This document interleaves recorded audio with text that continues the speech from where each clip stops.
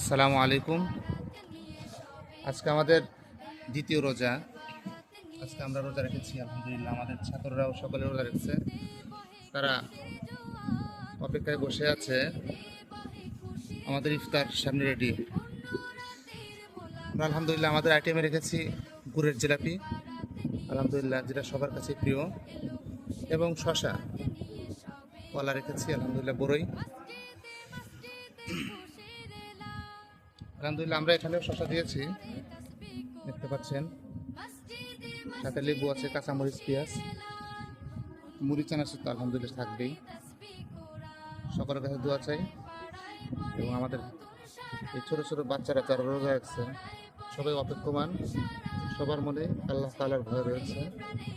সবাই আল্লাহ তাআলার ভয়ের দিকে তাকিয়ে এখনও তারা অনাহারে বসে আছে, আপনারা দেখতে পাচ্ছেন।